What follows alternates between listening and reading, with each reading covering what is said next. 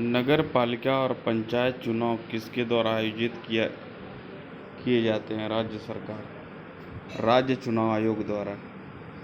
नगर पालिका और पंचायत चुनाव राज्य चुनाव आयोग द्वारा आयोजित किए जाते हैं। अनुच्छेद 243 के 1 में कहा गया है कि चुनाव की तैयारी और संचालन के पर्यवेक्षण, निर्देशन और विनियमन के लिए एक राज्य चुनाव आयोग जिम्मेदार होगा। राज्य चुनाव आयोग आरक्षित पदों को आवंटित करता है और चुनाव कर्मचारियों पर अनुशासनात्मक कार्रवाई कर सकता है। यह एक स्वतंत्र संगठन है जो ग्रामीण स्थानीय निकायों और शहरी स्थानीय निकायों के चुनाव आयोजित करता है। निम्नलिखित में से कौन नगदीय फसल नहीं है?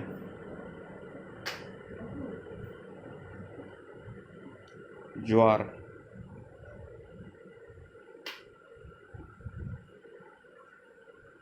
नकदी फसल है। नकदी फसल वह होती है जिसे बिक्री से लाभ कमाने के लिए बाजार में बेचने के लिए उगाया जाता है। आज दुनिया भर में उगाई जाने वाली अधिकांश फसलें राष्ट्रीय और अंतर्राष्ट्रीय बाजारों में बेचने के लिए उगाई जाने वाली नकदी फसलें हैं। विकासशील देशों में उगाई जाने वाली अधिकांश नकदी फसलें विकसित देशों को बेहतर कीमत पर बेची जाती हैं।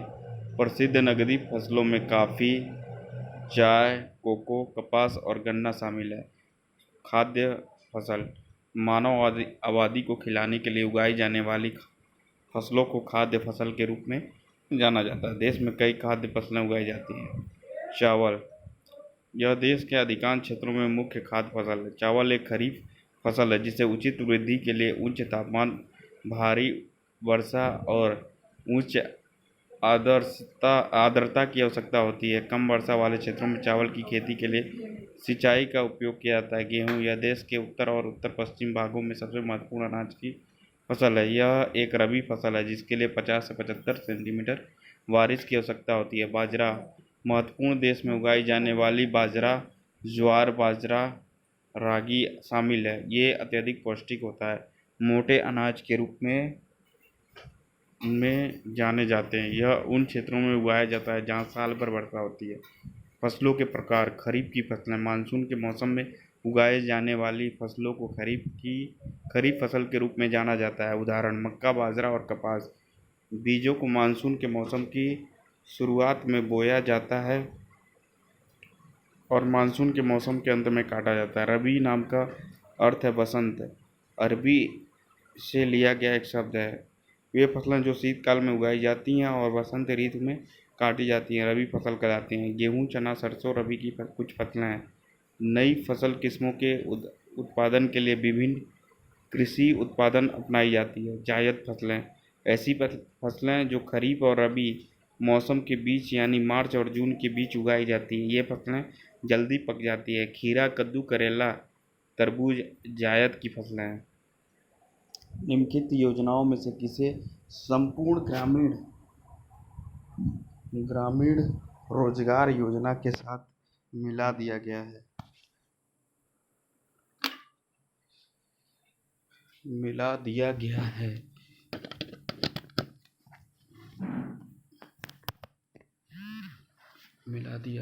के साथ मिला दिया गया है। जवाहर ग्राम समृद्धि योजना। जवाहर ग्राम समृद्धि योजना को संपूर्ण ग्रामीण रोजगार योजना के साथ मिला दिया गया। 1 अप्रैल सन 2019 को शुरू किया गया था जवाहर ग्राम समृद्धि। इसे ग्रामीण गरीबों के जीवन की गुणवत्ता में सुधार के लिए तैयार किया गया था। संपूर्ण ग्रामीण रोजगार योजना 25 सितंबर सन 2001 को शुरू की गई थी। रोजगार आश्वासन योजना और जवाहर ग्राम समृद्धि योजना के प्रावधानों को मिला दिया गया है। इसका उद्देश्य ग्रामीण क्षेत्रों में उन लोगों को रोजगार और भोजन उपलब्ध कराना जो गरीबी रेखा से नीचे हैं।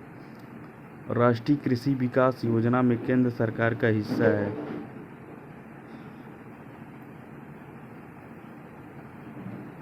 आरकेवीवाई राष्ट्रीय कृषि विकास योजना सन 2007 में शुरू की गई थी। यह कृषि में अपने निवेश को बढ़ाने हेतु राज्यों को प्रोत्साहित करने के लिए शुरू किया गया था। वित्त पोषण का पैटर्न केंद्र और राज्यों के बीच 60:40 के अनुपात में है। यह एक राज्य आरकेवीवाई के तहत वित्त पोषण के लिए पात्र है यदि वह कृषि और वर्ष में कुल राज्य योजना व्यय वर्ष के संबंध में उसके संबद्ध क्षेत्रों पर अपने व्यय का प्रतिशत बढ़ाता है। इस योजना को RKVY, RAFTAR कृषि और संबद्ध क्षेत्र कायाकल्प के लिए पारिश्रमिक स्वीकृतियों के रूप में जाना जाता है। इस मिशन का उद्देश्य कृषि में 4% वार्षिक वृद्धि करना है। केंद्रीय गौशाला विकास समिति भारत में 1949 में स्थापित की गई थी। 1949 में भारत सरकार ने गौशाला की गतिविधियों के समन्वय के उद्देश्य से केंद्रीय गौशाला विकास समिति का गठन किया। कुछ साल बाद 1952 में समिति को गोस्वामवर्धन की केंद्रीय परिषद द्वारा बदल दिया गया। यह एक स्वायत्त निकाय था, लेकिन पूरी तरह से केंद्र सरकार के प्रशासनिक नियंत्रण में था। केंद्र सरकार ने गोस्वामवर्धन की केंद्रीय परिषद को भंग करने का निर्णय लिया। 1 दिसंबर 1969 में केंद्रीय परिषद को भंग कर दिया गया था और इसका काम राज्य और केंद्र सरकार की संस्थाओं को सौंपा गया था। राष्ट्रीय गोकुल मिशन। राष्ट्रीय गोकुल मिशन में 2 घटक शामिल हैं: गो जातीय प्रजनन के लिए राष्ट्रीय कार्यक्रम, गो जातीय उत्पादकता के लिए राष्ट्रीय मिशन। मिशन के उद्देश्यों को समझना: केंद्रीय और वैज्ञानिक तरीकों से देसी नस्लों का विकास और संरक्षण करना, मवेशियों की नस्लों और आनुवंशिक सुधार के लिए नस्ल सुधार कार्यक्रम स्थापित करना ताकि आनुवंशिक नस्ल को बेहतर बनाया जा सके और स्टॉक को बढ़ाया जा सके। दुग्ध उत्पादन और उत्पादकता में वृद्धि, प्राकृतिक सेवा के लिए रोग मुक्त उच्च आनुवंशिक योग्यता वाले बैल वितरित करना। निम्नलिखित में से कौन सा आयुष्मान भारत प्रधानमंत्री जन आरोग्य योजना के क्रियान्वयन हेतु उत्तरदायित्व है? राष्ट्रीय स्वास्थ्य प्राधिकरण। आयुष्मान भारत प्रधानमंत्री जन आरोग्य योजना PMJAY भारत की सबसे महत्वपूर्ण स्वास्थ्य क्षेत्र की योजना में से एक है। प्रधानमंत्री नरेंद्र मोदी ने 23 सितंबर 2018 को प्रधानमंत्री जन आरोग्य अभियान की शुभारंभ किया, जिसे आयुष्मान भारत या राष्ट्रीय स्वास्थ्य सुरक्षा मिशन ABNHPM मोदी केयर के रूप में भी जाना जाता है। इसे राष्ट्रीय स्वास्थ्य सुरक्षा मिशन के रूप में प्रारंभ किया गया था और बाद में इसका नाम बदल दिया गया। यह दुनिया की सबसे बड़ी सरकार द्वारा वित्त पोषित स्वास्थ्य बीमा योजना है। यह योजना पात्र परिवारों को प्रति परिवार प्रति वर्ष 5 लाख रुपए का बीमा कवर प्रदान करती है। इस राशि का उद्देश्य सभी माध्यमिक और अधिकांश तृतीयक देखभाल व्ययों को कवर करना है। इस योजना के तहत परिवार के आकार और उम्र की कोई सीमा नहीं है। यह सुनिश्चित करने के लिए कि कोई भी पीछे न छूटे। राष्ट्रीय स्वास्थ्य प्राधिकरण या NHA भारत की प्रमुख सार्वजनिक स्वास्थ्य बीमा आश्वासन योजना आयुष्मान भारत प्रधानमंत्री जन आरोग्य योजना को लागू करने के लिए जिम्मेदार है। राष्ट्रीय स्तर पर PMJAY को लागू करने के लिए NHA की स्थापना की गई है। राष्ट्रीय स्वास्थ्य प्राधिकरण राष्ट्रीय स्वास्थ्य एजेंसी का उत्तराधिकारी है, जो 23 मई 2018 से एक पंजीकृत सोसाइटी के रूप में कार्य करती है। परंपरागत कृषि विकास योजना PKVY का मुख्य उद्देश्य क्या है? जैविक कृषि को बढ़ावा देना। परंपरागत कृषि विकास योजना PKVY परंपरागत कृषि विकास योजना पारंपरिक खेती सुधार कार्यक्रम 2015 में शुरू किया गया था। यह केंद्र प्रायोजित योजना CSS राष्ट्रीय सतत कृषि मिशन NMSA के तहत मृदा स्वास्थ्य प्रबंधन का एक विस्तारित घटक है। PKVY का उद्देश्य जैविक खेती का समर्थन करना और बढ़ावा देना, उर्वरकों और कृषि रसायनों पर निर्भरता में कमी, उसके परिणाम स्वरूप पैदावार में वृद्धि करते हुए कृषि मिट्टी के गुणवत्ता में सुधार होता है। इस प्रकार उत्पादित जैविक खाद्य को आधुनिक विपणन उपकरण और स्थानीय बाजारों से जोड़ा जाएगा। पुनर्जीवित पीकेवीवाई क्लस्टर दृष्टिकोण और प्रमाणन की भागीदारी और गारंटी प्रणाली द्वारा जैविक गांव को अपनाने के माध्यम से जैविक खेती को बढ़ावा देता है। वित्त पोषण पैटर्न केंद्र राज्य सरकारों द्वारा योजना के तहत फंडिंग पैटर्न क्रमशः 60:40 के अनुपात में है।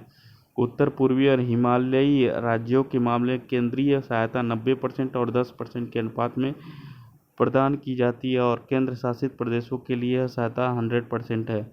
उद्देश्य इसका उद्देश्य पर्यावरण के अनुकूल कम लागत वाली औद्योगिकों को अपनाकर रसायनों और कीटनाशकों के अवशेषों में रहित कृषि उत्पादों का उत्पादन करना, ग्रामीण युवाओं और किसानों, उपभोक्ताओं और व्यापारियों के बीच जैविक खेती को बढ़ावा देना। जैविक खेती में नवीनता तकनीकों का प्रचार, भारत में सार्वजनिक कृषि अनुसंधान प्रणाली के विशेषज्ञों की सेवाओं का उपयोग, एक गांव में न्यूनतम एक क्लस्टर प्रदर्शन का आयोजन करना, कार्यक्रम का क्रियान्वयन, पीकेवीवाई को कृषि सहकारिता और किसान कल्याण विभाग के एकीकृत पोषक प्रबंधन के जैविक खेती प्रकोष्ठ द्वारा क्रियान्वित किया जा रहा है। राज्य स्तर पर राज्य कृषि और सहकारी विभाग क्षेत्रीय परिषद की भागीदारी के साथ योजना को लागू कर रहा है, जो पीजीएस भारत प्रमाणन कार्यक्रम के तहत पंजीकृत है। जिला स्तर पर क्षेत्रीय परिषदों ने पीकेवीवाई के कार्यान्वयन के लिए जिले के भीतर आश्रयदाता है। मृदा स्वास्थ्य कार्ड एसएचसी योजना किस भारतीय राज्य में शुरू की गई थी?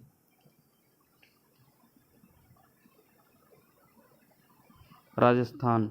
मृदा स्वास्थ्य कार्ड योजना राजस्थान में शुरू की गई थी। मृदा स्वास्थ्य कार्ड यह भारत सरकार की एक योजना है जिसे कृषि और सहकारिता विभाग द्वारा बढ़ावा दिया जाता है, जो कृषि और किसान कल्याण मंत्रालय के तत्वाधान में आता है। मृदा स्वास्थ्य कार्ड दिवस 19 फरवरी सन 2015 को राजस्थान के सूरतगढ़ में प्रधानमंत्री नरेंद्र मोदी द्वारा मृदा स्वास्थ्य कार्ड योजना शुरू करने के दिन की याद में मनाया जाता है। मृदा स्वास्थ्य कार्ड प्रत्येक किसान को उसके जोत की मिट्टी के पोषक तत्व की स्थिति को बताता है और उसे आवश्यक उर्वरकों की खुराक और आवश्यक मिट्टी संशोधन के बारे में सलाह देता है, जिससे लंबे समय तक मिट्टी के स्वास्थ्य को बनाए रखने के लिए अपनाना चाहिए। एसएचसी 2 साल के चक्र में एक बार उपलब्ध कराया जाता है। नरेंद्र सिंह तोमर वर्तमान केंद्रीय कृषि और किसान कल्याण, ग्रामीण विकास और पंचायती राज मंत्री हैं। शहरी गरीबों के सामाजिक और आर्थिक उत्थान के लिए योजनाएं चलाने के लिए उत्तर प्रदेश में निम्नलिखित में से कौन सी एजेंसी स्थापित की गई है? सूडा। उत्तर प्रदेश सरकार ने राज्य शहरी विकास एजेंसी सूडा राज्य स्तर पर शहरी रोजगार और गरीबी उन्मूलन कार्यक्रम विभाग के तहत काम करती है। राज्य शहरी विकास एजेंसी सूडा को नोडल एजेंसी के रूप में गठित किया गया है। यह एजेंसी 20 नवंबर 1990 में सोसाइटी पंजीकरण अधिनियम के तहत पंजीकृत है। जिला स्तर पर जिला सहकारी विकास एजेंसी डूडा की स्थापना की गई है। इस योजना के माध्यम शहरी गरीबों के सामाजिक और आर्थिक उत्थान के क्रियान्वित किया जाता है। जिला मजिस्ट्रेट जिले की सहकारी विकास एजेंसी का पदेन अध्यक्ष होता है। जिले के सभी नगर निकायों के अध्यक्ष उनके सदस्य होते हैं। शहरी गरीबों के सर्वांगीण उत्थान की दिशा में राज्य शहरी विकास एजेंसी के माध्यम से मुख्य रूप से निम्नलिखित योजनाएं संचालित की जाती है। प्रधानमंत्री आवास योजना, सभी के लिए आवास मिशन शहरी, राष्ट्रीय शहरी आजीविका मिशन, एनयूएलएम, उत्तर प्रदेश आवास एवं विकास परिषद। यह सभी प्रकार के शहरी आवास विकास योजना को नियोजन, डिजाइन, निर्माण और विकास का कार्य करता है। किशोरी बालिका योजना में स्कूल नहीं जाने वाली लड़कियों को वर्ष में निम्न संतुलित आहार देने का प्रस्ताव है। 300। किशोरी बालिका योजना में स्कूल नहीं जाने वाली लड़कियों को वर्ष में 300 दिन संतुलित आहार देने का प्रस्ताव है। किशोरी बालिका योजना के बारे में उत्तर प्रदेश के 5 लाख से अधिक स्कूल न जाने वाली लड़कियों को वर्ष में 300 दिन पूरक आहार दिया जाएगा। उत्तर प्रदेश में किशोर बालिका योजना में 11 से 14 वर्ष की स्कूल न जाने वाली लड़कियों को शामिल किया जाएगा। योजना में 9.5 रुपये प्रतिदिन प्रति बालिका पर खर्च किया जाएगा। उत्तर प्रदेश के बारे में मुख्यमंत्री योगी आदित्यनाथ, राज्यपाल आनंदीबेन पटेल, उप मुख्यमंत्री ब्रजेश पाठक और विधानसभा अध्यक्ष श्री सतीश महाना। राज्य पक्षी सारस क्रेन। कुल जिले 75, सबसे बड़ा जिला लखीमपुर खीरी। बधाई लोकगीत उत्तर प्रदेश किस क्षेत्र का प्रसिद्ध लोक गीत है? बुंदेलखंड। बधाई लोकगीत बुंदेलखंड का प्रसिद्ध लोक संगीत है। किसी भी चीज़ की खुशी मनाने के लिए लोकगीत गाया जाता है। बुंदेलखंड एक भौगोलिक और सांस्कृतिक क्षेत्र है और मध्य और उत्तर भारत में एक पर्वत श्रृंखला भी है। पहाड़ी क्षेत्र अब उत्तर प्रदेश और मध्य प्रदेश राज्यों के बीच विभाजित है, जिसका बड़ा हिस्सा विवाद की स्थिति में है। उत्तर प्रदेश के अन्य महत्वपूर्ण लोक संगीत। सोहर, यह एक गीत है जो जीवन चक्र के प्रदर्शन का हिस्सा है, जिसे एक बच्चे के जन्म का जश्न मनाने के लिए गाया जाने वाला गीत बताया गया है। कहारवा, यह विवाह के समय कहार जाति द्वारा गाया जाता है। कजली या कजरी, इसे सावन के महीने में महिलाओं द्वारा गाया जाता है। यह अर्धशास्त्रीय गायन के रूप में भी विकसित हुआ है और इसकी गायन शैली बनारस घराने के साथ निकटता से जुड़ी है। निम्नलिखित में से कौन सा देश भारतीय राज्य उत्तर प्रदेश के साथ अपनी सीमाओं को साझा करता है? नेपाल भारतीय राज्य उत्तर प्रदेश के साथ अपनी सीमाएं साझा करता है। उत्तर प्रदेश के 9 भारतीय राज्यों के साथ अपनी सीमाएं साझा करता है, जिसमें राजस्थान, हरियाणा, हिमाचल प्रदेश, दिल्ली, उत्तराखंड, बिहार, मध्य प्रदेश, झारखंड और छत्तीसगढ़ शामिल है। भूमि क्षेत्र के संबंध में उत्तर प्रदेश देश का चौथा सबसे बड़ा राज्य है। ताजमहल, आगरा का किला और निकटवर्ती फतेहपुर सीकरी उत्तर प्रदेश के 3 विश्व धरोहर स्थल हैं। शास्त्रीय नृत्य शैली कथक का उत्पत्ति स्थान उत्तर प्रदेश है। ग्रामीण क्षेत्र में जन्म और मृत्यु का पंजीकरण किसके द्वारा किया जाता है? ग्राम पंचायत द्वारा।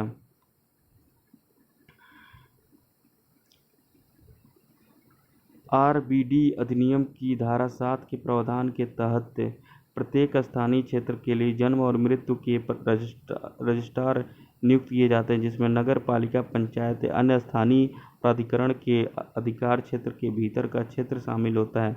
उप रजिस्ट्रार को भी अधिनियम की धारा 7(5) के तहत नियुक्त किया जाता है, जिन्हें रजिस्ट्रार की कोई सभी शक्तियाँ सौंपी जाती हैं। भारतीय दंड संहिता की धारा 21 के तहत रजिस्ट्रार या सब रजिस्ट्रार को लोक सेवक माना जाता है। ग्रामीण और शहरी क्षेत्रों के लिए रजिस्ट्रार, सब रजिस्ट्रार अलग अलग नियुक्त किए जाते हैं। ग्रामीण क्षेत्रों में जन्म मृत्यु का पंजीकरण ग्राम पंचायत द्वारा किया जाता है। निम्नलिखित को जन्म और मृत्यु के रजिस्ट्रार के रूप में नियुक्त किया जाता है। 15 राज्यों और 3 केंद्र शासित प्रदेशों में पंचायत सचिव, कर्मी, ग्राम सेवक आंध्र प्रदेश, बिहार, छत्तीसगढ़, गोवा, गुजरात, हिमाचल प्रदेश, झारखंड, केरल, मध्य प्रदेश, महाराष्ट्र, राजस्थान, त्रिपुरा, उत्तर प्रदेश, उत्तराखंड, पश्चिम बंगाल, दमन और दीव एवं दादर नगर हवेली और पुदुचेरी। 7 राज्य और 3 केंद्र शासित प्रदेशों में प्रभारी या समकक्ष चिकित्सा अधिकारी असम, हरियाणा, मेघालय, उड़ीसा और पंजाब, सिक्किम, मणिपुर आंशिक, अंडमान और निकोबार द्वीप समूह, दिल्ली और लक्षद्वीप। 2 राज्य में ग्राम लेखाकार या ग्राम प्रशासनिक अधिकारी कर्नाटक और तमिलनाडु। जम्मू और कश्मीर और चंडीगढ़ केंद्र शासित प्रदेश में एसएचओ या पुलिस अधिकारी। मिजोरम और नागालैंड में स्कूल शिक्षक। अरुणाचल प्रदेश में अंचल अधिकारी या ग्राम स्तर के शहरी क्षेत्र में नगर स्वास्थ्य अधिकारी या स्वास्थ्य अधिकारी या समकक्ष अधिकारियों को जन्म और मृत्यु के रजिस्ट्रार के रूप में नियुक्त किया जाता है। जहाँ सांझी शिल्प उत्तर प्रदेश के किस जिले से संबंधित है? मथुरा। सांझी शिल्प उत्तर प्रदेश के मथुरा जिले में प्रसिद्ध है। यह कला रूप 16वीं और 17वीं शताब्दी के दौरान विकसित किया गया है। सांझी शब्द हिंदी शब्द संध्या शब्द से लिया गया, जिसका अर्थ होता है 10 का आना। इस कला का विषय भारतीय पौराणिक कहानियों, विशेषकर कृष्ण लीला पर आधारित। यह कागज की स्टेचिंग की एक कला है। सांझी कला की प्रक्रिया: निर्माण का रूपरेखा कागज पर की जाती है। यदि ज़्यादा आवश्यकता हो तो कई कागजात पिन की मदद से एक दूसरे से जोड़े हुए होते हैं। फिर निर्माण या सांझी को उच्च गुणवत्ता वाले कैंची का उपयोग करके काटा जाता है। ये कैंची एक बिंदु पर थोड़ी घुमावदार होती है। सटीक डिजाइन प्राप्त करने के लिए पेपर को घुमावदार और बदल कर किया जाता है। आज सांझी भारत में कई जगहों पर लोकप्रिय है, यहाँ तक कि इसका उपयोग भारत में राष्ट्रमंडल खेलों के दौरान एक चित्र के रूप में किया जाता है। यही है सांझी। सांझी मथुरा जिले में। निम्नलिखित में से कौन ग्रामीण क्षेत्रों में ऋण का सबसे सस्ता स्रोत है? सहकारी समिति। सहकारी समितियों को ग्रामीण ऋण का सबसे सस्ता, सबसे महत्वपूर्ण स्रोत माना जाता है। जब पहली बार सहकारी समितियों की स्थापना की गई तो यह सोचा गया था कि वे कई छोटे और मध्यम किसानों की लगभग संपूर्ण ऋण आवश्यकताओं को पूरा करने में सक्षम होगी। नतीजतन साहूकार परिप्रेक्ष्य में चले जाएंगे। सहकारी समिति ग्रामीण क्षेत्रों में ऋण का सबसे सस्ता स्रोत है। निम्नलिखित में कौन सा वन्य जीव अभयारण्य उत्तर प्रदेश में स्थित है? चंद्रप्रभा।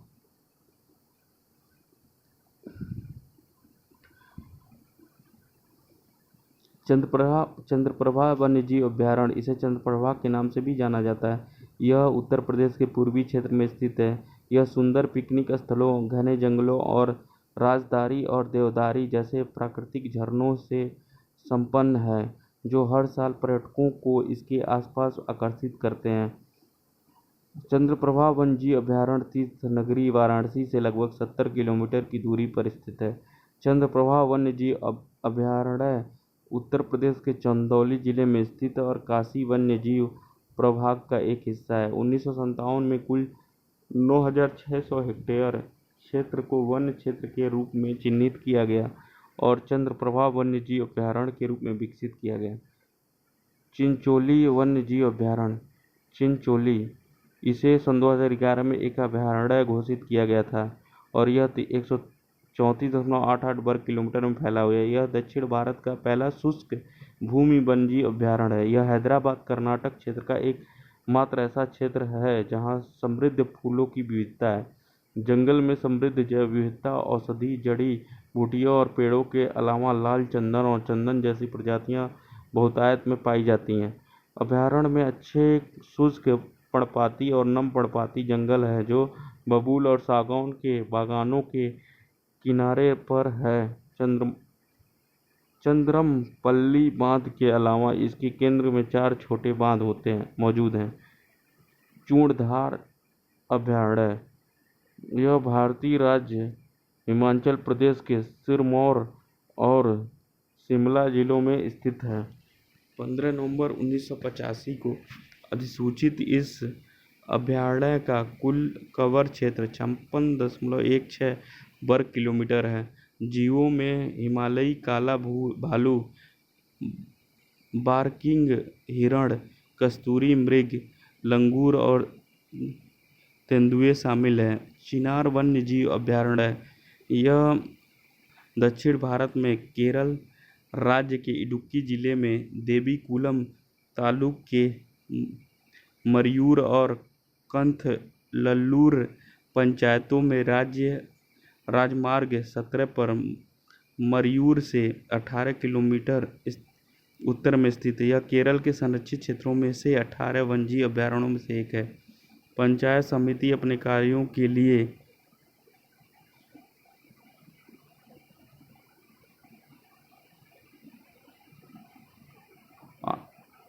जिला परिषद के प्रति जिम्मेदार रहती है। सरकार की 3 स्तरीय व्यवस्थाओं में ग्राम पंचायत, ग्राम स्तर, पंचायत समिति, ब्लॉक स्तर, जिला परिषद, जिला स्तर शामिल है। आमतौर पर क्षेत्र और आबादी के आधार पर एक पंचायत समिति में 20 से 60 गांव होते हैं। जिला परिषद पंचायती राज प्रणाली के 3 स्तरीय संरचना के शीर्ष पर होती है। पंचायत समिति पंचायत की गतिविधियों की देख रेख करती है और इसके कार्यों के लिए जिला परिषद के प्रति जिम्मेदार होती है। निम्नलिखित में से कौन ग्राम पंचायत के सचिव की नियुक्ति करता है? राज्य सरकार। ग्राम पंचायत गांवों के शासी संस्थान का सबसे निचला स्तर है। ग्राम पंचायत में 5 सदस्य होते हैं: सरपंच, उप सरपंच और 3 पंच। ग्राम पंचायत का सचिव राज्य सरकार द्वारा चयनित एक गैर निर्वाचित प्रतिनिधित्व होता है। यह बैठकों के संचालन के लिए जिम्मेदार है और कार्यवाही का अभिलेख भी रखता है। सचिव यह सुनिश्चित करता है कि बैठकों के लिए किसी विवाद के सुचारू रूप से संचालित हो वह यह भी सुनिश्चित करता है कि सभी सदस्य बैठकों में भाग लें और पिछली ग्राम सभा की बैठकों के प्रस्तावों पर की गई कार्यवाही रिपोर्ट प्रस्तुत करें। सचिव सभी पंचायत गतिविधियों का अवलोकन करता है, अतः उसका सही उत्तर सरकार है। आम लोग चुनाव मतदाता में भाग लेते हैं। ग्राम पंचायत के सदस्य लोग द्वारा चुने जाते हैं, लेकिन सचिव को राज्य सरकार द्वारा नामित किया जाता है। चुनाव आयोग के माध्यम से चुनाव मैदान में सभी दलों के लिए एक समान अवसर सुनिश्चित करता है और सभी राजनीतिक दलों की नैतिक आचार संहिता का पालन करता है। गांव का जमींदार नामांकित व्यक्ति के रूप में या वोट देकर चुनाव में भाग ले सकता है। निम्नलिखित में कौन सा पंचायत का अनिवार्य प्रावधान नहीं है? चुनाव लड़ने के लिए न्यूनतम आयु 24 वर्ष होनी चाहिए। 73वें संवैधानिक संशोधन अधिनियम 1952 में भाग 9 को जोड़ा गया था। इसमें 16 अनुच्छेद और भारतीय संविधान की 11वीं अनुसूची शामिल थी। इस अधिनियम में 2 प्रकार के प्रावधान अनिवार्य और स्वैच्छिक प्रावधान है। अनिवार्य प्रावधान: इन प्रावधानों को पंचायती राज व्यवस्था से संबंधित राज्य कानूनों में शामिल किए जाने की आवश्यकता है। इस अधिनियम के कुछ अनिवार्य प्रावधान नीचे दिए गए हैं।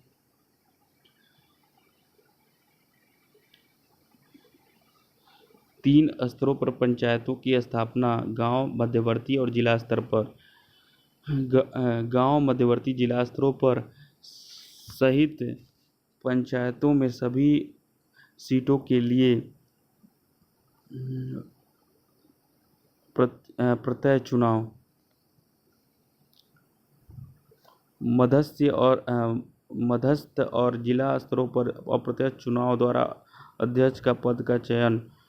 पंचायतों के चुनाव लड़ने की न्यूनतम आयु 21 वर्ष होगी। पंचायतों में अनुसूचित जाति जनजाति के लिए सीटों का आरक्षण। गांव, मध्यवर्ती और जिला स्तर। पंचायतों में महिलाओं के लिए 1/3 सीट का आरक्षण। गांव, मध्यवर्ती और जिला स्तर। पंचायतों के लिए 5 वर्ष का कार्यकाल। गांव, मध्यवर्ती और जिला स्तर। किसी भी पंचायत के निवर्तन की स्थिति में 6 महीने के भीतर नए सिरे से चुनाव कराना। पंचायतों के लिए चुनाव कराने के लिए राज्य चुनाव आयोग की स्थापना। पंचायतों की वित्तीय स्थिति की समीक्षा के लिए हर 5 वर्ष के बाद राज्य वित्त आयोग का गठन। स्वैच्छिक प्रावधान: वे प्रावधान शामिल करना राज्य सरकार का विवेक के अधीन है। इस अधीन के कुछ स्वैच्छिक प्रावधान नीचे दिए गए। संसद और राज्य विधायिका के सदस्यों को पंचायतों में अपने अपने निर्वाचन क्षेत्रों में पड़ने वाले प्रतिनिधित्व प्रदान करना। किसी भी या सभी 3 स्तरों पर पंचायतों में पिछड़े वर्गों के लिए सीटों का आरक्षण। पंचायतों की शक्तियों और अधिकार प्रदान करना। उन्हें स्व सरकार की संस्थाओं के रूप में कार्य करने में सक्षम बनाना।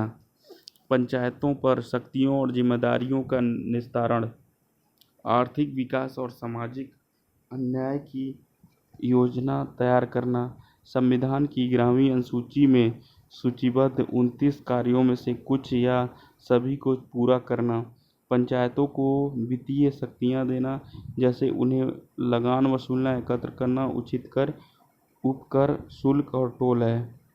उत्तर प्रदेश में आंवला का सर्वाधिक उत्पादन कहाँ होता है? प्रतापगढ़ में। आंवला या भारतीय आंवला यूफोरबियासी परिवार से संबंधित है। इसके फल विटामिन सी के समृद्ध स्रोत हैं। भारत विश्व में आंवला का सबसे बड़ा उत्पादक है। इसकी खेती बंजर भूमि या नमक प्रभावित भूमि में की जाती है। यह स्कर्वी, मधुमेह, सर्दी, खांसी आदि के लिए अपने औषधि गुणों के लिए जाना जाता है। इस उत्पादन का लगभग 60% उत्तर प्रदेश का है। उत्तर प्रदेश का प्रतापगढ़ जिला 7,000.9 हेक्टेयर में फैला एक प्रमुख आंवला उत्पादक जिला है। रायबरेली उत्तर प्रदेश राज्य का यह जिला कंकड़ की तरह खनिज महत्व का है। इसमें विशाल औद्योगिक प्रतिष्ठान है और इसके उपजाऊ गंगा के मैदान से कृषि भी है। फरीदाबाद यह हरियाणा राज्य में स्थित एक प्रमुख सैटेलाइट नगर है। शहर की स्थापना मुगल सम्राट जहांगीर के कोषाध्यक्ष शेख फरीद ने की थी। यह एक औद्योगिक केंद्र है जो विभिन्न प्रकार के उद्योगों के लिए जाना जाता है। इलाहाबाद उत्तर प्रदेश का सबसे अधिक आबादी वाला शहर और राजधानी है। यह 3 नदियों के संगम त्रिवेणी संगम के लिए प्रसिद्ध है। उत्तर प्रदेश के किस शहर को सिरेमिक सिटी कहा जाता है? खुर्जा को। उत्तर प्रदेश के खुर्जा शहर को सिरेमिक सिटी कहा जाता है। खुर्जा भारतीय राज्य उत्तर प्रदेश में बुलंदशहर जिले का एक शहर है। एक नगर पालिका बोर्ड है। यह शहर अपनी विशेष मिठाई के लिए भी प्रसिद्ध है, जिसे खुरचन के नाम से जाना जाता है। लखनऊ नवाबों का शहर। कानपुर पूर्व का मैनचेस्टर, उत्तर का मैनचेस्टर होगा। बागपत बाघों की भूमि। बलियां बागी बलियां। पंचायत राज व्यवस्था के तहत ग्राम सभा के सदस्य कौन होता है? पंचायत क्षेत्र में मतदान के रूप में पंजीकृत सभी वयस्क सदस्य। ग्राम सभा सदस्य को भारत के संविधान में अनुच्छेद 243 बी के तहत परिभाषित किया गया है। एक अस्थायी निकाय है। व्यक्ति जिनकी आयु 18 वर्ष से अधिक है और गांव में पंचायत में मतदान के रूप में पंजीकृत है, ग्राम सभा के सदस्य हैं। पंचायती राज प्रणाली भारत में ग्रामीण स्थानीय स्वशासन की एक प्रणाली है। 73वें और 74वें संवैधानिक संशोधन दिवस 1992 में संसद द्वारा पारित किए गए थे। इन संशोधन के माध्यम से ग्रामीण और शहरी भारत में अनुच्छेद 243 बी के तहत स्थानीय स्वशासन की शुरुआत की गई थी। यह 3 स्तरीय प्रणाली है। उत्तर प्रदेश राज्य के लिए पारंपरिक अर्ध ऐतिहासिक कहानियों और गाथा गीतों का एक नृत्य नाटक है। स्वांग उत्तर प्रदेश के लिए पारंपरिक अर्ध ऐतिहासिक कहानियों और गाथा गीतों का एक नृत्य नाटक है। स्वांग की उत्पत्ति 18वीं शताब्दी के अंत में हुई थी। यह लोक रूप गाथा गीत अर्ध ऐतिहासिक कहानियों में निहित है। घूमर राजस्थान का पारंपरिक नृत्य है। पुलिकली लोक कला केरल राज्य का है। कालबेलिया या काबेलिया राजस्थान की एक जनजाति है। उत्तर प्रदेश के बारे में योगी आदित्यनाथ मुख्यमंत्री, आनंदीबेन पटेल राज्यपाल, केशव प्रसाद मौर्य उप मुख्यमंत्री, नौटंकी, ख्याल, चारकुला आदि उत्तर प्रदेश के नृत्य हैं। श्री सतीश महाना विधानसभा अध्यक्ष। सन 2011 की जनगणना के समय उत्तर प्रदेश के निम्नलिखित में से किस जिले में महिला साक्षरता दर सबसे कम है? श्रावस्ती। 15वीं भारतीय जनगणना सन 2011 की जनगणना को 2 चरणों में सूचीबद्ध किया गया था। भारतीय जनगणना भारत के लोगों के विभिन्न विशेषताओं पर विभिन्न सांख्यिकीय जानकारी का सबसे बड़ा एकल स्रोत है। निर्णायक जनगणना के संचालन की जिम्मेदारी गृह मंत्रालय के अधीन भारत के रजिस्ट्रार जनरल और जनगणना आयुक्त कार्यालय के साथ है।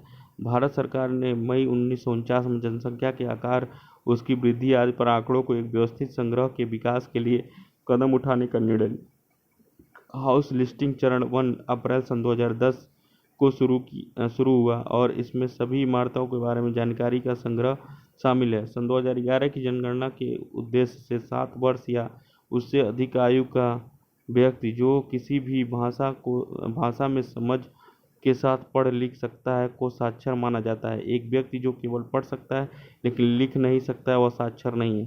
सन 2011 की जनगणना के परिणामों से पता चला कि देश में साक्षरता में वृद्धि हुई है। देश में साक्षरता दर 74.04% पुरुषों के लिए, 82.14, महिलाओं के लिए 65.46 है। सन 2011 की जनगणना के वितरण के अनुसार उत्तर प्रदेश की जनसंख्या 19 करोड़ 98 लाख करोड़ है, जो सन 2001 की जनगणना में 16.62 करोड़ के आंकड़ों से बढ़ी है। श्रावस्ती, बहराइच, बलरामपुर जिले ने अभी तक 50% साक्षरता का आंकड़ा पार नहीं किया। श्रावस्ती, बहराइच, बलरामपुर। रामपुर महिला साक्षरता 44.44%, बलरामपुर महिला साक्षरता 38.43%, बहराइच महिला साक्षरता 39.18%, श्रावस्ती महिला साक्षरता 34.78%। उत्तर प्रदेश के निम्नलिखित लोक नृत्यों में से कौन सा सही रूप से सम्मिलित नहीं है? मयूर ब्रज क्षेत्र, दीवारी, पै डंडा बुंदेलखंड, जोगनी अवध, कठगोदवा सोनभद्र जिला। कठगोदवा सोनभद्र सही रूप से सम्मिलित नहीं है।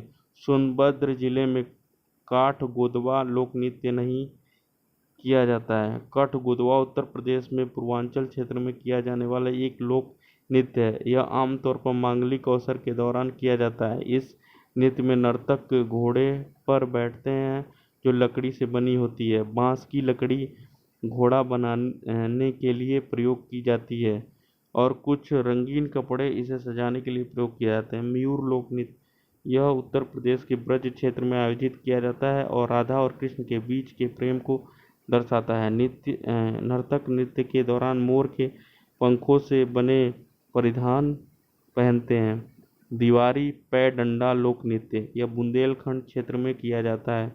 इसका आयोजन अहीर समुदाय द्वारा किया जाता है। यह गुजरात डांडिया नृत्य की प्रतिकृति है। जोगनी लोक नृत्य यह अवध क्षेत्र में किया जाता है। इसका आयोजन रामनवमी के समय किया जाता है। पुरुष नर्तक महिलाओं की वेश में नृत्य करती है।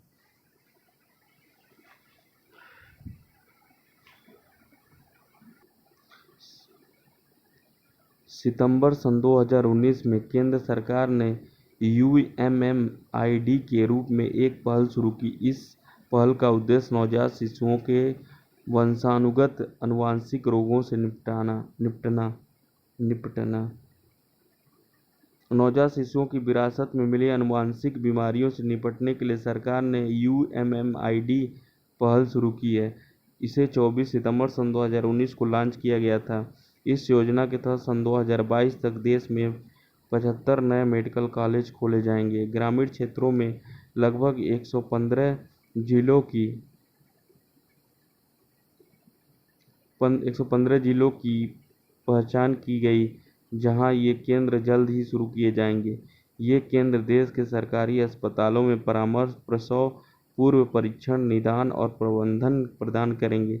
नई पहल का उद्देश्य चिकित्सकों के बीच आनुवंशिक विकारों के बारे में जागरूकता पैदा करना और अस्पतालों में आणविक निदान स्थापित करना ताकि चिकित्सा आनुवंशिकी में विकास का लाभ रोगियों तक पहुंचा सकें।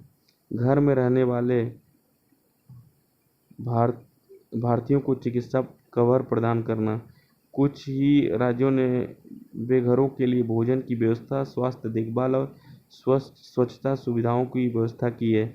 गुजरात, हरियाणा, हिमाचल प्रदेश, सिक्किम, तमिलनाडु, उत्तर प्रदेश और पश्चिम बंगाल जैसे राज्यों ने 2 प्रमुखों के तहत राशन कार्ड धारकों के लिए भोजन की व्यवस्था सुनिश्चित की है। अंत्योदय अन्य योजना, जहां परिवारों को केंद्र के मानदंडों के अनुसार पहचाना जाता है और राज्य दिशा निर्देशों के अनुसार प्राथमिकता हाउस होल्ड योजना जेने जेनेरिक दवाओं के उपयोग को बढ़ावा देना।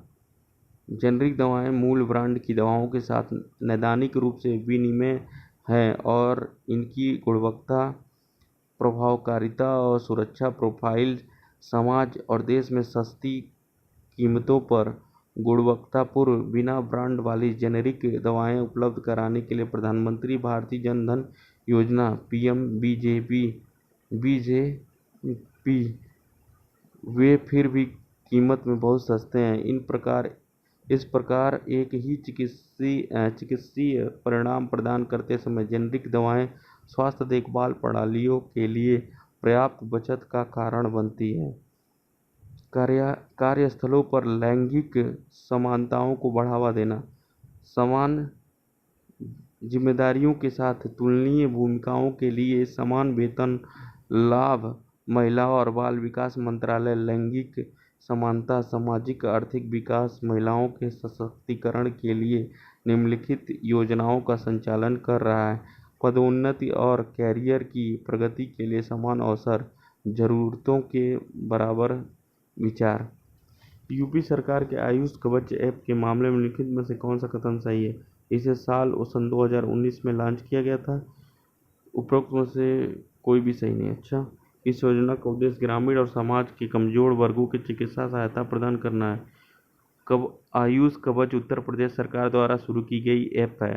5 मई सन 2020 को शुरू किया गया था। कोरोना महामारी के बीच लोगों की सुरक्षा की वजह से इसे बनाया गया है। इसे यूपी सरकार के आयुष विभाग ने तैयार किया था। यह ऐप आयुर्वेद और चिकित्सा प्रणाली में मौजूद जड़ी बूटियों पर आधारित है। यह ऐप प्राकृतिक संसाधनों से प्रतिरक्षा बढ़ाने के बारे में अपडेट प्रदान करेगी। ऐप के माध्यम से डॉक्टर रोगी या उसके परिवार से बात करता है और फोन कॉल के माध्यम से बीमारी या अन्य लक्षणों के प्रश्नों का उत्तर देता है। ऐप पर आयुष मंत्रालय आयुष सम्मान कार्यक्रम भी शुरू किया गया है। यह कार्यक्रम रोज शाम 5 बजे ऐप पर लाइव चलता है। यूपी सरकार के तहत वर्तमान आयुष मंत्री धर्म सिंह सैनी हैं। सांसद आदर्श ग्राम योजना सन 2014 में जयप्रकाश नारायण की जयंती पर प्रधानमंत्री द्वारा शुरू की गई है। संसद आदर्श ग्राम योजना प्रधानमंत्री नरेंद्र मोदी ने 11 अक्टूबर सन 2014 को जयप्रकाश नारायण की जयंती पर शुरू की थी।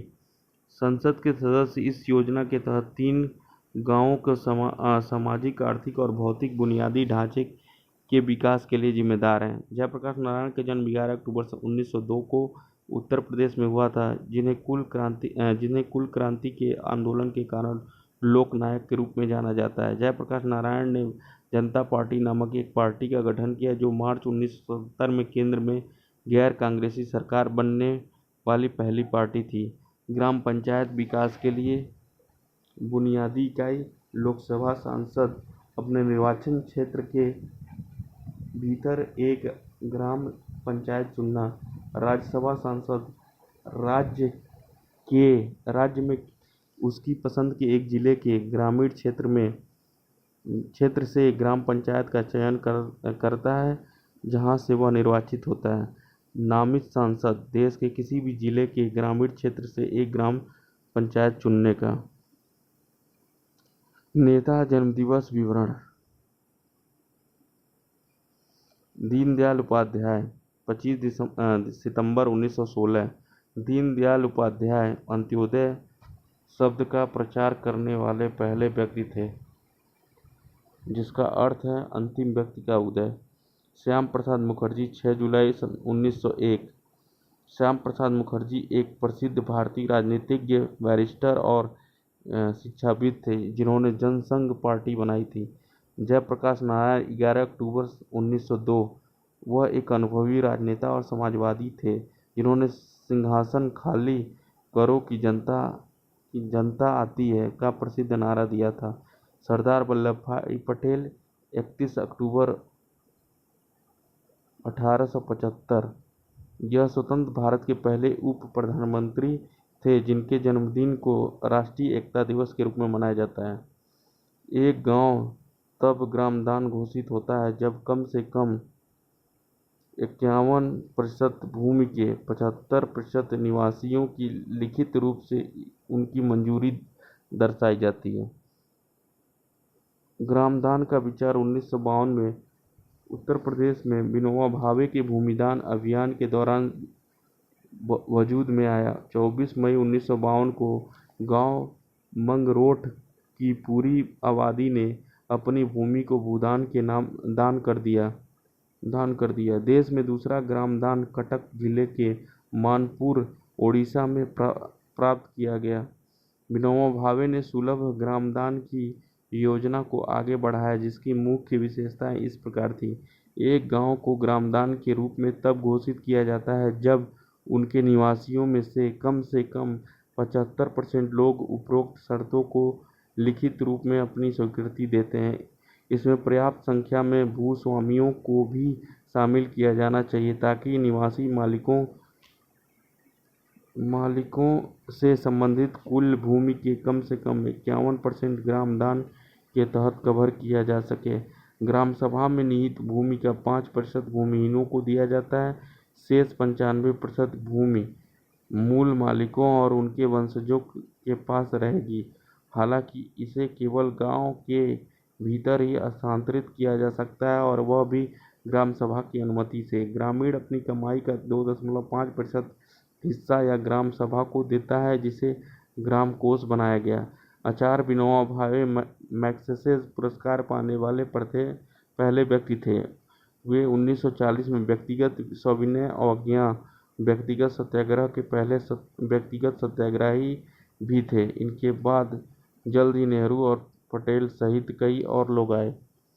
प्रधानमंत्री उज्ज्वला योजना के बारे में लिखने में कौन सा कथन गलत है? यह योजना सन 2015 में शुरू की गई है। यह बीपीएल परिवार में एलपीजी कनेक्शन प्रदान करने के लिए एक सामाजिक कल्याण योजना है। सरकार ने योजना के तहत 5 करोड़ एलपीजी कनेक्शन का लक्ष्य रखा था। योजना का उद्देश्य महिलाओं और बच्चों के स्वास्थ्य को स्वच्छ खाना पकाने के ईंधन के साथ प्रदान करके उनकी सुरक्षा करना था। प्रधानमंत्री उज्ज्वला योजना पीएमयूवाई का उद्देश्य महिलाओं और बच्चों के स्वास्थ्य की सुरक्षा के लिए उन्हें बीपीएल घरों में एलपीजी कनेक्शन प्रदान करना। इस योजना का शुभारंभ 1 मई सन 2016 को प्रधानमंत्री नरेंद्र मोदी द्वारा उत्तर प्रदेश के बलिया में किया गया था। इस योजना के तहत बीपीएल परिवारों को अगले 3 वर्षों में प्रति कनेक्शन सन 1600 रुपये की सहायता से 5 करोड़ एलपीजी कनेक्शन प्रदान किए जाएंगे। इसलिए विकल्प 3 सही है।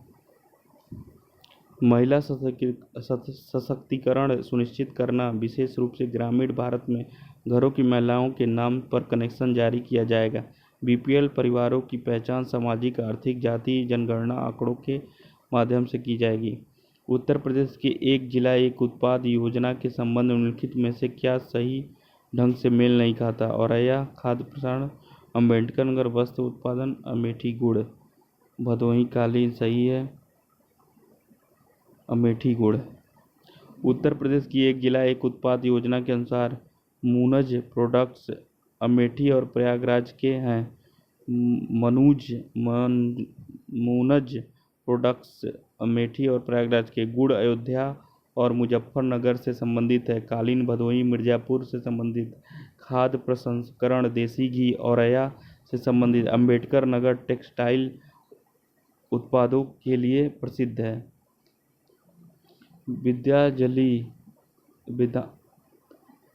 विद्यांजलि योजना का उद्देश्य क्या है? निजी व्यक्तियों और संगठनों से स्वैच्छिक मौद्रिक योगदान को प्रोत्साहित करना ताकि प्राथमिक और माध्यमिक विद्यालयों के लिए बुनियादी सुविधाओं में सुधार की जा सके। विद्यांजलि योजना विद्यांजलि स्कूल स्वयंसेवी कार्यक्रम मानव संसाधन विकास मंत्रालय की एक पहल है। केंद्र सरकार ने 16 जून सन 2016 को विद्यांजलि एक स्कूल स्वयंसेवी कार्यक्रम शुरू किया और आवश्यक दिशा निर्देश जारी किए। विद्यांजलि एक भारतीय प्रवासी सेवानिवृत्त शिक्षकों, सेवानिवृत्त सरकारी अधिकारियों, सेवानिवृत्त रक्षा कर्मियों, सेवानिवृत्त पेशेवरों और महिलाओं जो गृहिणी हैं के पास लोगों को शामिल करने के लिए एक पहल है, जिसमें स्कूलों को शैक्षणिक गतिविधियों को मजबूत करने के लिए स्नातक की उपाधि प्रदान करता है। जैसा कि सरकार द्वारा संचालित प्राथमिक विद्यालय में पढ़ना है। सर्व शिक्षा अभियान के समग्र तत्वाधान में देश भर में संघ सेवकों की सेवाओं के माध्यम से यह सरकारी स्कूलों में नियमित और पेशेवर रूप से योग्य शिक्षकों की सहज नई जगह नहीं लेगा। स्वयंसेवक की जिम्मेदारी बच्चों के समग्र विकास की प्रक्रिया शिक्षाविदों की नहीं। स्वयंसेवक सेवा का उपयोग सार्वजनिक बोलने, रचनात्मक लेखन, परामर्श, संगीत और नृत्य जैसे कौशल विकसित करने में किया जाएगा। निम्नलिखित में से कौन सी खरीफ की फसल है?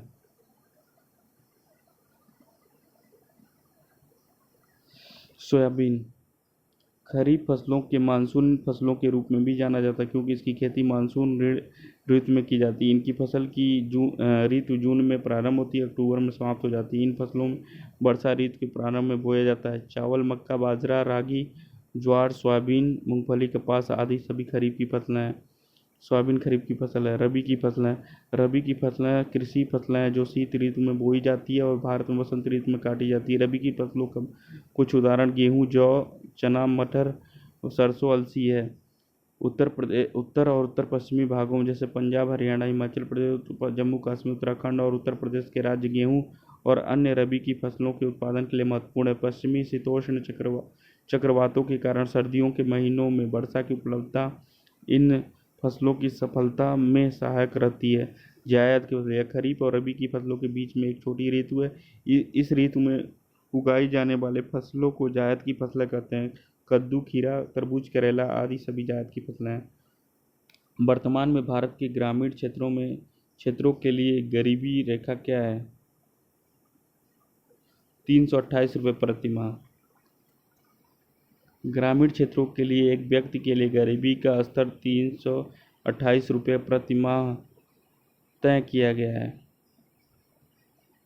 शहरी क्षेत्रों के लिए एक व्यक्ति के लिए गरीबी का स्तर 454 रुपये प्रति माह तय किया गया था है दोनों में।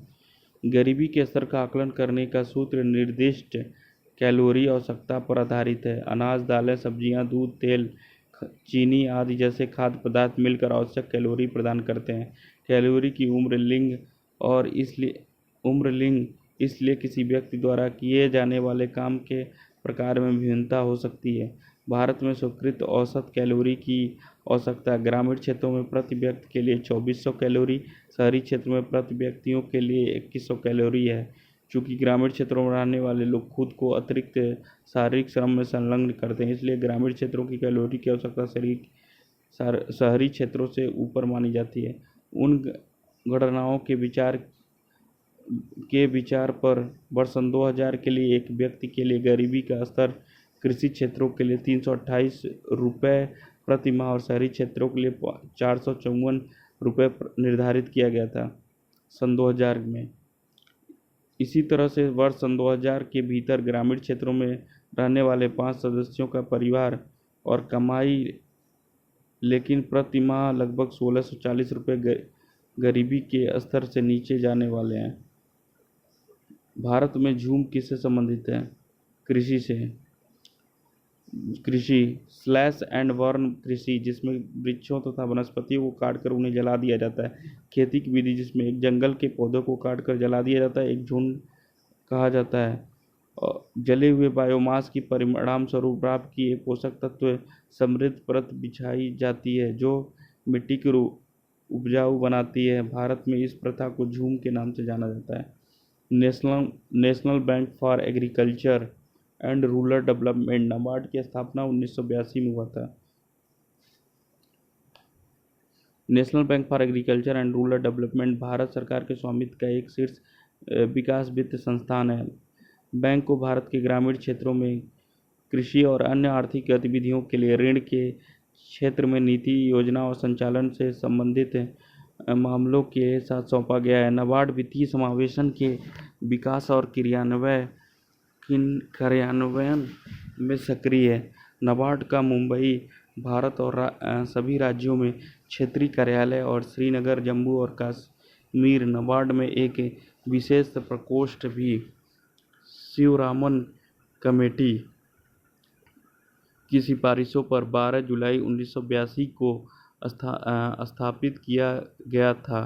राष्ट्रीय कृषि और ग्रामीण विकास अधिनियम 1981 को लागू करने के लिए इसने भारतीय रिजर्व बैंक को कृषि ऋण विभाग (एसीडी) और ग्रामीण योजना और क्रेडिट सेल (आरपीसी) और कृषि पुनर्वित्त और विकास निगम (एआरडीसी) का स्थान लिया। यह ग्रामीण क्षेत्रों में विकासात्मक ऋण प्रदान करने वाली प्रमुख एजेंसियों में से एक है। नाबार्ड भारत में कृषि और ग्रामीण विकास के लिए भारत का विशेष बैंक है। नाबार्ड का प्रारंभिक कोष 100 करोड़ रुपए था।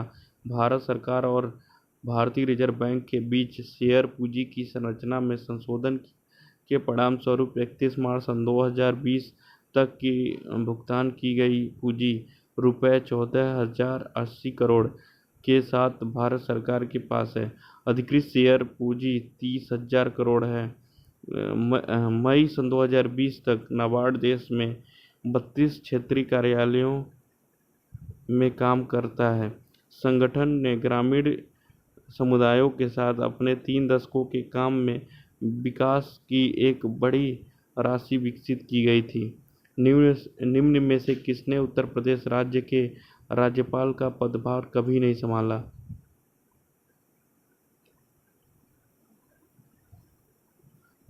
श्री गुरबचन जगत। श्री गुरबचन जगत मणिपुर के राज्यपाल थे, जिन्हें 23 जुलाई सन 2008 को राज्यपाल के रूप में नियुक्त किया गया था, जिन्होंने 22 जुलाई सन 2013 को अपना कार्यकाल पूरा किया। मणिपुर की वर्तमान राज्यपाल श्रीमती नजमा हेपतुल्ला हैं। उत्तर प्रदेश के वर्तमान राज्यपाल श्रीमती आनंदीबेन पटेल हैं। श्री कन्हैयालाल मानेक लाल मुंशी ने 2 जून 1952 से 9 जून 1957 के दौरान राज्यपाल के रूप में कार्य किया है। श्री बरगुला रामकृष्ण राव ने 1 जुलाई 1960 से 15 जुलाई 1962 के राज्यपाल के रूप में कार्य किया है। महात्मा गांधी राष्ट्रीय ग्रामीण रोजगार गारंटी योजना की योजना और कार्यान्वयन के लिए कौन जिम्मेदार है? ग्राम पंचायत। राज्य सरकार ने राष्ट्रीय ग्रामीण रोजगार गारंटी अधिनियम नरेगा की धारा 12 के तहत इस परिषद की स्थापना की। परिषद योजना के कार्यान्वयन की निगरानी और मूल्यांकन पर ग्राम पंचायत को परामर्श देने का प्रभारी है। राज्य परिषद इस कार्यक्रम के तहत किन परियोजनाओं को वित्त पोषित किया जा सकता है, यह चुनने का प्रभारी है। यह उन सिफारिशों प्रस्तावों का भी मसौदा तैयार करता है जिन्हें अधिनियम की सूचना 1 की धारा 19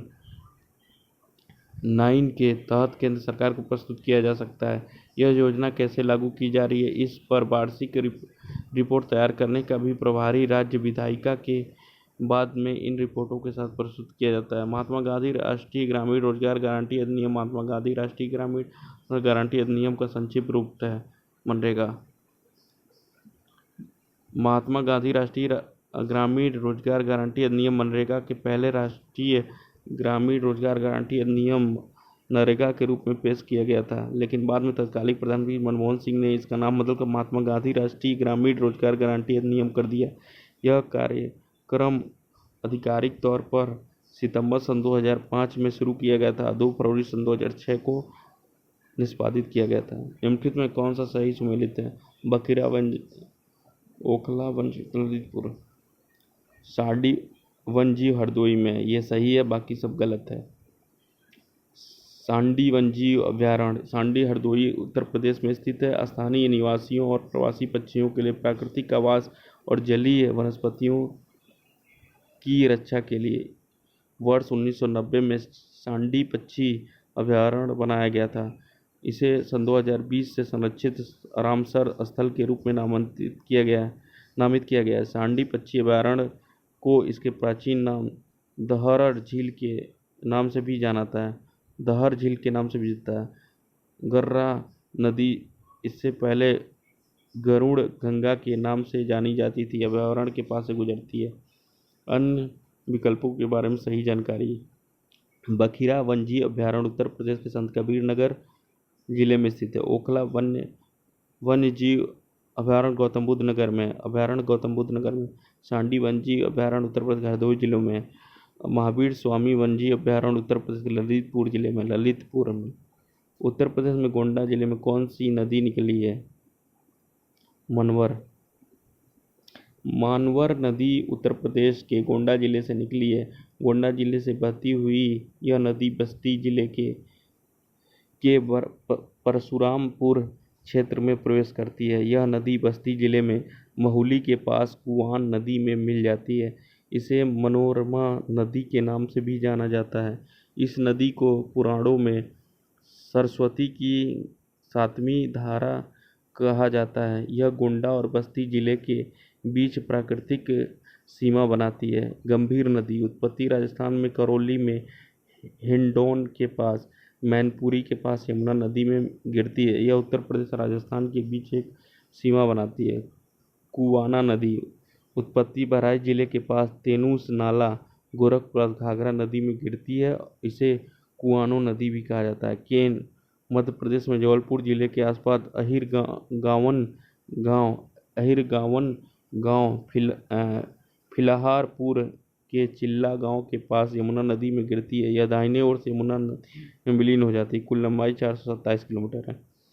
जार बुलंद की कला का विकास उत्तर प्रदेश किस जिले में हुई है? लखनऊ। जार बुलंद का काम उत्तर प्रदेश के लखनऊ जिले में विकसित किया गया था। जार बुलंद कर्नाटक के बिदरी कार्य में भिन्नता है। यह तंजौर धातु के समान दिखता है जो प्लेटों में मिनट के अंतर के साथ काम करता है। इसे डिजाइन को स्वतः से ऊपर उठाया जाता है। सिल्वर शीट पर पैटर्न को उकेरने के बाद चांदी की जड़ना होती है। बिदरी वारे एक कला रूप है जिसकी कर्नाटक के बीदर से उत्पत्ति है। यह कला रूप भारत में बहमनी सुल्तानों द्वारा शुरू किया गया था। इनकी 4 विविधाएं हैं: तेह नसीन, अफताबी, तारकशी, जार बुलंद या जार नसीन। बिदरी धातु कार्य केंद्र हैदराबाद और बीदर है।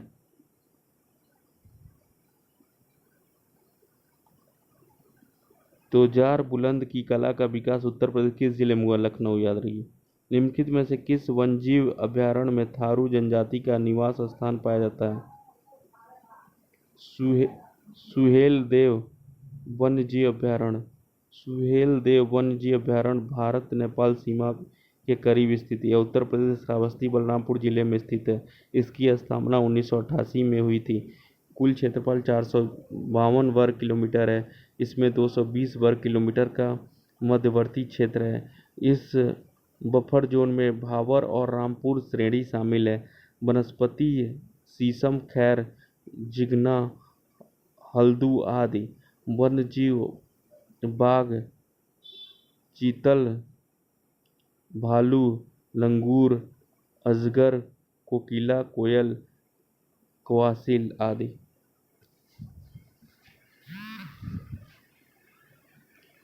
सुहेलदेव वन्यजीव अभयारण्य थारू जनजाति का निवास स्थान है। थारू जनजाति भारत और नेपाल में पाई जाती है। भारत में वे उत्तराखंड, बिहार, उत्तर प्रदेश में केंद्रित है। उत्तर प्रदेश में थारू जनजाति बलरामपुर, बहराइच, लखीमपुर खीरी और पीलीभीत जिलों में पाई जाती है। वे कृषि का अभ्यास करते हैं और वनवासी हैं। वे भगवान शिव की पूजा करते हैं। उत्तर प्रदेश में 11 वन्यजीव अभयारण्य है। पहला वन्यजीव अभयारण्य चंद्रप्रभा वन्यजीव अभयारण्य था, 1957 में चंदौली जिले में स्थापित। सबसे बड़ा वन्यजीव अभयारण्य हस्तिनापुर वन्यजीव अभयारण्य है। कुल क्षेत्रफल 2073 वर्ग किलोमीटर। सबसे छोटा वन्यजीव अभयारण्य महावीर स्वामी वन्यजीव अभयारण्य है। कुल क्षेत्रफल 5.4 वर्ग किलोमीटर। निम्नलिखित में कौन सा उत्तर प्रदेश में नगर निगम नहीं है? मिर्जापुर में। मिर्जापुर उत्तर प्रदेश में एक नगर पालिका है। 4 नगर पालिकाएं हैं: मिर्जापुर, अहरौरा, चुनार, कछवा। जिले की कुल 1967 गाँव हैं। जिले में कुल 1967 गाँव हैं। जिले का कुल क्षेत्रफल 4,521 वर्ग किलोमीटर है। नगर पालिका छोटे शहरी क्षेत्र के लिए बनाई गई है। वार्डों की संख्या 15 से 40 के बीच है। रचना प्रमुख के रूप में मुख्य नगर पालिका अधिकारी, अध्यक्ष, उपसभापति, सलाहकार। उपसभापति को छोड़कर सभी प्रत्यक्ष चुने जाते हैं। उत्तर प्रदेश में कुल 17 नगर निगम हैं। अलीगढ़, गोरखपुर, वाराणसी, सहारनपुर, मुरादाबाद, मथुरा, अयोध्या, फिरोजाबाद, आगरा, गाजियाबाद, कानपुर, झांसी, लखनऊ, मेरठ, बरेली, इलाहाबाद, शाहजहांपुर। शाहजहांपुर उत्तर प्रदेश का 17वां नगर निगम है, जिसे सन 2018 में सूची में जोड़ा गया था। बड़े शहरी क्षेत्रों के लिए नगर निगमों की स्थापना की जाती है। इस श्रेणी में वार्ड 40 से 70 तक आते हैं। मेयर नगर निगम का प्रमुख होता है। 40 से 70 आएगा और इसमें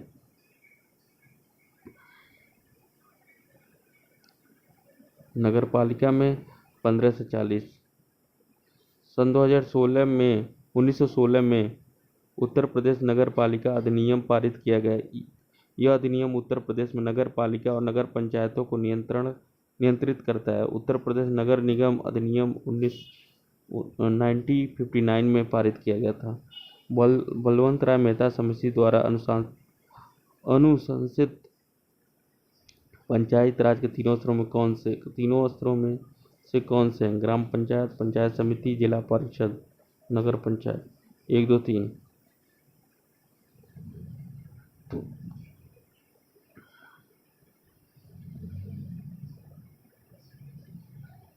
बलवंत राय मेहता समिति पंचायती राज समिति को 1957 में नियुक्त किया गया था, जबकि समुदाय विकास कार्यक्रम और राष्ट्रीय विकास विस्तार सेवा के बेहतर काम के उपायों की जांच और सुझाव दिए जा सके।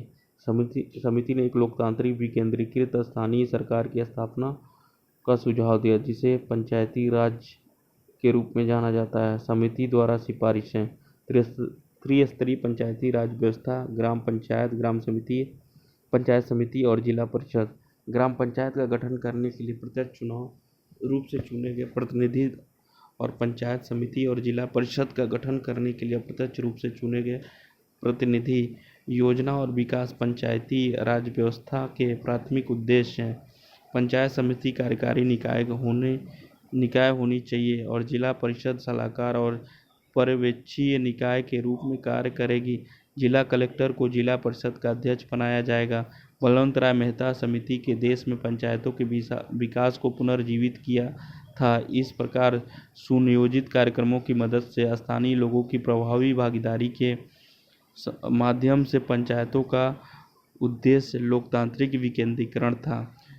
यहाँ तक कि भारत के तत्कालीन प्रधानमंत्री पंडित जवाहरलाल नेहरू ने भी यह कहकर पंचायत प्रणाली का बचाव किया था कि गाँवों में लोगों को अधिकार और शक्ति दी जानी चाहिए। आइए हम इस पंचायत की शक्ति प्रदान करें। राजस्थान देश का पहला राज्य था जहां पंचायती राज व्यवस्था लागू की गई थी। इस योजना का उद्देश्य प्रथम प्रधानमंत्री पंडित जवाहरलाल नेहरू ने 2 अक्टूबर 1959 को नागौर जिले में किया था। यह योजना बाद में 1959 में आंध्र प्रदेश में लागू की गई थी।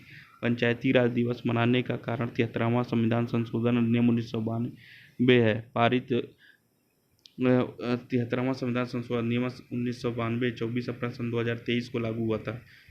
इसलिए राष्ट्रीय पंचायत दिवस भारत में हर साल 24 अप्रैल को मनाया जाता है। हमारे देश में 2.54 लाख पंचायतें हैं, जिसमें से 2.47 लाख ग्राम पंचायतें हैं।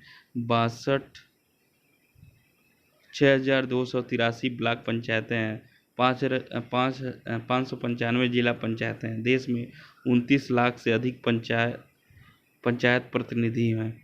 राष्ट्रीय पंचायत राज दिवस सन 2020। पंचायती राज मंत्रालय 24 अप्रैल सन 2020 को राष्ट्रीय पंचायत राज दिवस मनाता है।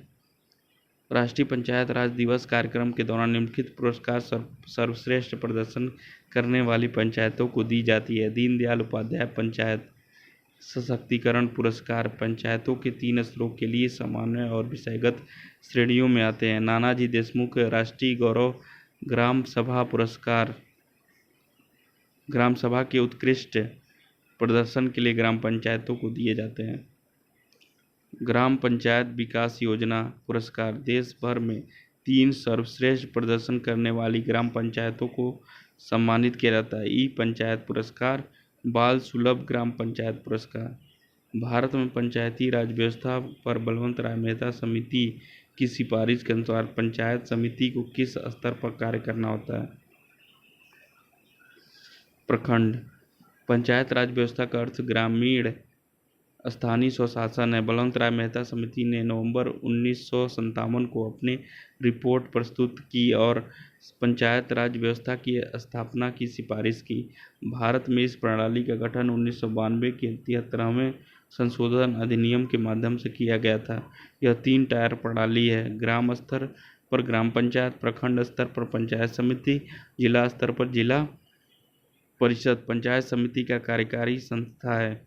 जिला परिषद को सलाहकार, समन्वय और पर्यवेक्षी निकाय होना चाहिए। पंचायती राज प्रणाली का एक मध्यवर्ती स्तर है जिसे कहा जाता है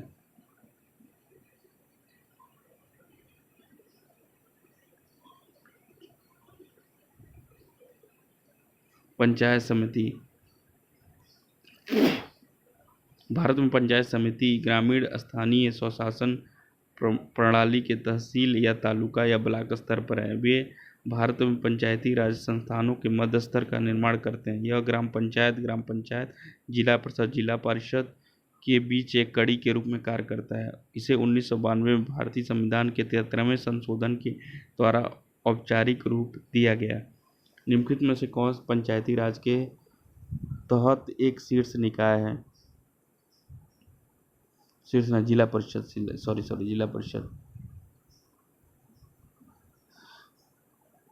जिला परिषद जिला स्तरीय पंचायती राज व्यवस्था का शीर्ष स्तर है, जिसका नेतृत्व एक IAS अधिकारी करता है, जो जिला परिषद का मुख्य कार्यपालक अधिकारी होता है। इसका कार्य जिले के अंतर्गत सभी पंचायत समितियों और ग्राम पंचायतों के कामकाज को देखना है। यह जिला स्तर पर कल्याणकारी कार्यक्रमों को क्रियान्वित करता है। जिला परिषद या मंडल परिषद एक निर्वाचित निकाय है जिसके सदस्य 5 साल की अवधि के लिए चुने जाते हैं। पंचायत समिति या ब्लॉक पंचायत या जनपद पंचायत, यह तालुका या तहसील स्तर पर स्थानीय ग्रामीण सरकारी निकाय है। पंचायत समिति 5 साल की अवधि के लिए चुनी जाती है। यह जिला परिषद और ग्राम पंचायत के बीच एक कड़ी के रूप में कार्य करता है। यह स्थानीय ग्रामीण सरकार का दूसरा स्तर है। ग्राम पंचायत, यह ग्रामीण स्थानीय सरकार का पहला स्तर है।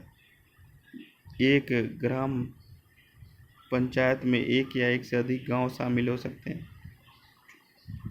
ग्राम सभा, ग्राम स्तर पर पंचायत के क्षेत्र में शामिल किसी गांव की मतदाता सूची में पंजीकृत सभी व्यक्तियों का एक निकाय है। ग्राम सभा के सचिव, यह निर्वाचन सदस्य नहीं है, इसे सरकार द्वारा नियुक्त किया जाता है। सचिव ग्राम सभा की बैठक बुलाता है और कार्रवाई का रिकॉर्ड रखता है। 73वें संविधान संशोधन अधिनियम 1992 संविधान के भाग 9 जोड़ा गया। पंचायती राज को संवैधानिक दर्जा दिया गया। पंचायतों में संबंधित महत्वपूर्ण अनुच्छेद 243 परिभाषाएं, 243 ए ग्राम सभा, 243 बी पंचायत का संविधान, 243 सी पंचायत की संरचना, 243 डी सीटों का आरक्षण, 243 ई पंचायतों की अवधि और इसी तरह 243 एफ सदस्यों की अयोग्यता, 243 जी पंचायतों की शक्तियाँ, अधिकार और उत्तरदायित्व, 243 एच पंचायतों द्वारा कर और उसकी नियमितता अधिरोपित करने की शक्ति, 243 आई वित्तीय स्थिति की समीक्षा के लिए वित्त आयोग का गठन। 243 जे पंचायतों के खातों का लेखा परीक्षण। 243 के पंचायतों के चुनाव। 243 एल केंद्र शासित प्रदेशों के लिए आवेदन। 243 एम कुछ क्षेत्रों पर लागू नहीं होने वाला भाग। 243 एन मौजूदा कानूनों और पंचायतों की निरंतरता। 243 ओ चुनावी मामलों में अदालतों के हस्तक्षेप पर रोक। जनपद पंचायत के अंतर्गत आते हैं कई ग्राम पंचायत। ग्रामीण विकास के लिए भारतीय प्रशासन की त्रिस्तरीय संरचना को पंचायती राज कहा जाता है। पंचायती राज का उद्देश्य जिलों, प्रदेशों और गांवों में स्थानीय स्वशासन का विकास करना है। पंचायती राज 3 स्तरों में होते हैं, इस प्रकार है: ग्राम पंचायत, ग्राम स्तरीय पंचायत, पंचायत समिति या जनपद पंचायत या प्रखंड स्तरीय पंचायत, जिला परिषद या जिला स्तरीय पंचायत, जनपद पंचायत या तहसील, तालुका या ब्लॉक स्तर पर स्थानीय सरकारी निकाय। एक तहसील ब्लॉक के अंतर्गत आने वाले सभी गांव विकसित विकासखंड बनाते हैं। ब्लॉक पंचायत ग्राम पंचायत और जिला पंचायत के बीच एक कड़ी के रूप में काम करता है। इस प्रकार यह निष्कर्ष निकलता है कि जनपद पंचायत के अंतर्गत कई ग्राम पंचायतें हैं। जिला परिषद पंचायती राज व्यवस्था का शीर्ष स्तर बनाती है। इसका नेतृत्व आईएएस भारतीय प्रशासन सेवा कैडर के एक अधिकारी द्वारा किया जाता है। इसका कार्य जिले के अंतर्गत आने वाली सभी पंचायत समितियों और ग्राम पंचायतों के कामकाज को देखना है। यह जिले में विभिन्न कल्याणकारी कार्यक्रमों को भी क्रियान्वित करता है। पीएम किसान योजना 6,000 रुपये की आय सहायता प्रदान करती है, जिसे 3 किस्तों में जारी किया जाता है। पीएम किसान प्रधानमंत्री किसान सम्मान निधि। पीएम किसान का मुख्य तत्व रुपये का आय समर्थन है। खेती योग्य भूमि वाले छोटे या सीमांत भूमिधारी किसानों के परिवारों को 6,000 रुपये प्रत्यक्ष लाभ हस्तांतरण मोड में रखे गए लाभार्थियों के बैंक खातों में जमा करने के लिए यह राशि सन 2000 की 3-4 महीने की किस्तों में जारी की जाती है। उत्तर प्रदेश के गोरखपुर में एक विशाल कार्यक्रम में 24 फरवरी को 3 सप्ताह के रिकॉर्ड समय में इस योजना को शुरू किया गया था। पहले यह योजना पूरे देश में 2 हेक्टेयर तक के पात्र किसानों को रखने तक सीमित थी। हाल ही में इसका विस्तार पात्र किसान परिवारों को शामिल करने के लिए किया गया। संशोधित योजना में लगभग 2 करोड़ किसानों को शामिल करने की उम्मीद है, जिससे लगभग 14.5 करोड़ लाभार्थियों को पीएम किसान का कवरेज मिलेगा। फसल अवशेष प्रबंधन के माध्यम से किसानों के बीच जलवायु तन्यकता निर्माण इनमें से किसके तहत की जाती है? जलवायु परिवर्तन के लिए राष्ट्रीय अनुकूल वित्त NAFCC। फसल अवशेष प्रबंधन के माध्यम से किसानों के बीच जलवायु तन्यकता निर्माण पर्यावरण मंत्रालय, वन और